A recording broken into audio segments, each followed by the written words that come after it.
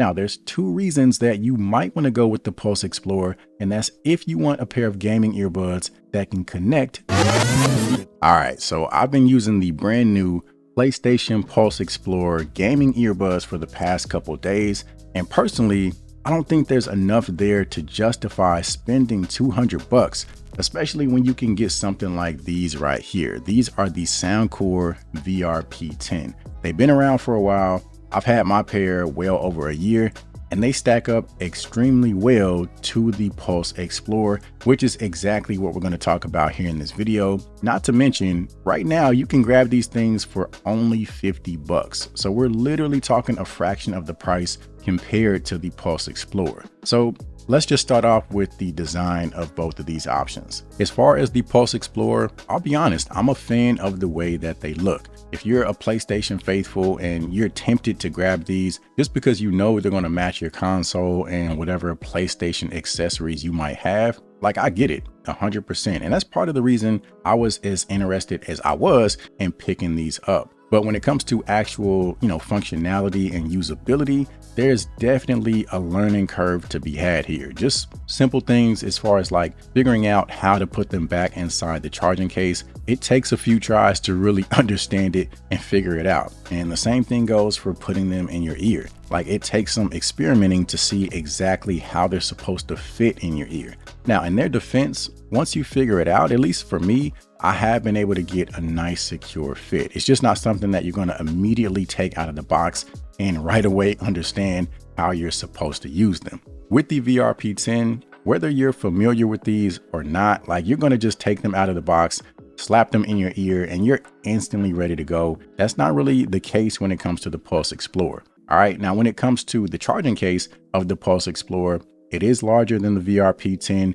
And what I would have liked to see is the option to store the USB transmitter inside the case. And that is something that you can do with the VRP10. So if you're someone that travels frequently, you're constantly on the go, it's just nice to be able to pack everything up, throw the transmitter inside the charging case, and just have that peace of mind that you know exactly where everything is. Next up, let's talk battery life. So I'll be honest, I was a little disappointed with the numbers from the Pulse Explorer.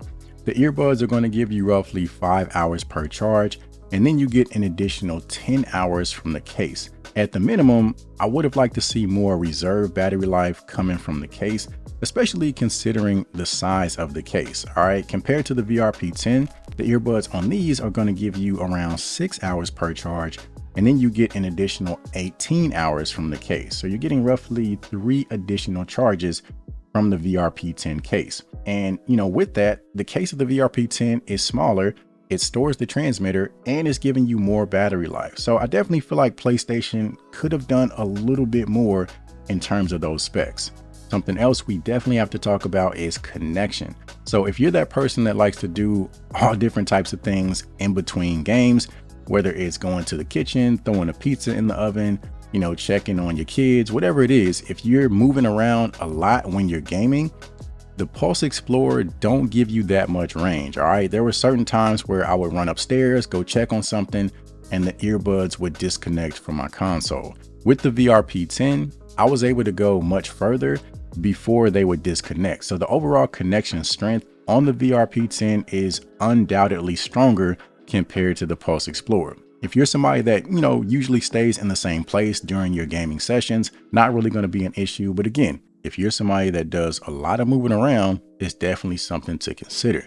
Now, staying on the topic of connection, both of these options allow you the option of dual connection, meaning that you can be connected to your console as well as a Bluetooth device at the same time. So if you're trying to make sure you don't miss any phone calls while you're gaming, this is going to be important for that. And it works very well on both of these options. With the PlayStation earbuds, you can be gaming. If a phone call comes through, you can answer it, take the phone call, and still hear your gameplay at the same time.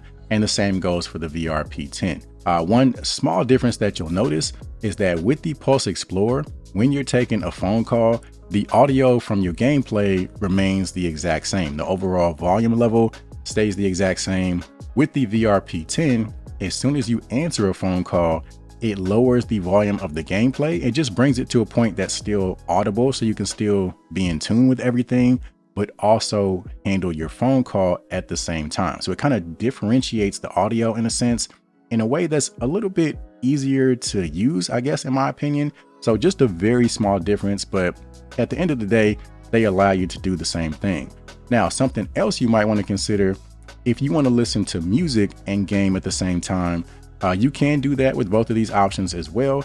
With the Pulse Explorer, it's kind of a similar experience to the phone calls, where you can be listening to your favorite music and still hear the gameplay at the exact same time. It gets kind of confusing trying to differentiate the two, but if that's what you want to do, by all means, you have that option. With the VRP10, it's one or the other. So if you're listening to music from your Bluetooth device, then it's going to mute your gameplay. If you want to listen to the gameplay, then you can't listen to music. So just another small little detail that might be important to you. Something else to consider when it comes to connection is the option to purchase multiple transmitters.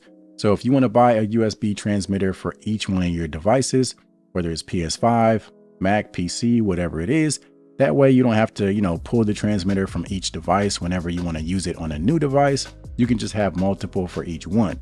Obviously, with PlayStation, you can purchase multiple of these, but now that's also the case with the VRP10.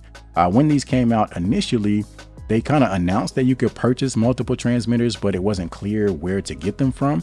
But now on Amazon, they actually have them listed for sale, and they're only about $15, I believe. So that's really convenient. Again, same principle. You can buy multiple and have one for each one of your devices. Now, when it comes to microphone performance, honestly, I think both of these are just fine.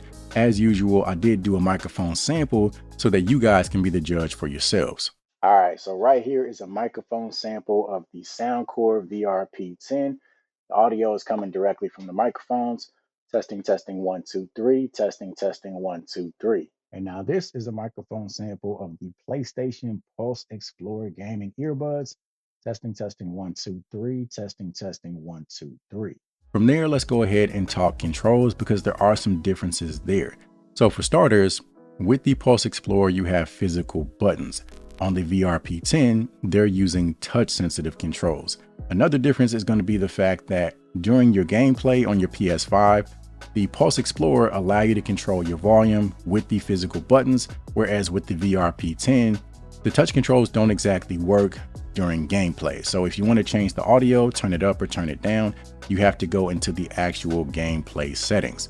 Now, on the other hand, when it comes to using a Bluetooth device, for some reason, the controls don't seem to work with the Pulse Explorer. So for example, if I'm connected to my phone and I'm listening to music and I want to increase the volume, the buttons don't do anything. So I have to use my actual device to control the volume. Whereas with the VRP10, in that case, the controls do work. Something else to consider is going to be PlayStation Portal compatibility. So if you're looking for a set of gaming earbuds that can connect directly to the Portal, your only option is going to be the Pulse Explorer. The PlayStation Portal has the PlayStation Link technology built directly into it, so you can instantly connect the Explorer and be ready to go. Whereas with the VRP10 or any other gaming earbuds for that matter, your only option is to keep them connected to your console and just run the audio from your console, and then you can just mute the audio from the Portal. Now, if you're not in the same location as your console, then obviously that's not going to be an option. So again, if you want something that can connect directly to the Portal, you're pretty much stuck with the Pulse Explorer. Now let's go ahead and talk about the actual audio quality between both of these options. So when it comes to gaming, I think they're both just fine. I mean, there's plenty of detail, plenty of clarity on both of these. You can hear pretty much everything that you need to hear. I wouldn't say that either one of these gives you a more competitive advantage or a noticeably more enjoyable experience. Now, in the off chance that you plan on using either of these as a dedicated set of gaming earbuds and your dedicated set of music listening earbuds, in that case, I'm definitely leaning towards the VRP10. You have a lot more flexibility over the sound with the Soundcore app. So you got a list of different presets that you can try. You can also go in there and fully customize your own EQ preset. And that really goes a long way when it comes to listening to music. With the Pulse Explorer, you're pretty much stuck with the default sound and the default EQ. And when it comes to listening to music with these, honestly, it's nothing special. I mean, they sound pretty pedestrian if I'm being honest. And let's just say there is no way I would spend $200 on these if the sole purpose was listening to music. Now, to keep things in perspective, I know these are made specifically for gaming, so I'm not really holding it against the earbuds. But again, you might be somebody that's looking for earbuds that can kind of do both. Another thing to consider is the IP rating when it comes to these options. So as far as I know, the Pulse Explorer don't have an official IP rating. So if you're somebody that sweats very heavily, or if you're just nervous about getting the earbuds wet accidentally, there's really no telling what they can withstand. Whereas the VRP10 have an IPX4 water resistant rating. So again, if you sweat heavily, or if you're just wearing the earbuds outdoors and it happens to rain or something like that, you have a little bit more peace of mind as far as what they can withstand. So like I said in the beginning of the video, it's kind of hard to justify spending $200 on the Pulse Explorer, especially when you have options like the VRP10 available right now for only $50. Now, there's two reasons that you might want to go with the Pulse Explorer, and that's if you want a pair of gaming earbuds that can connect directly to the PlayStation Portal, or if you're just that person that wants everything PlayStation, so your console can match your accessories can match your earbuds, so on and so forth. If that's you, then trust me, I get it. By all means, go ahead and pick up the Pulse Explorer. So that covers it for this video. Hopefully that puts things into perspective for you guys, and hopefully you found the video to be helpful.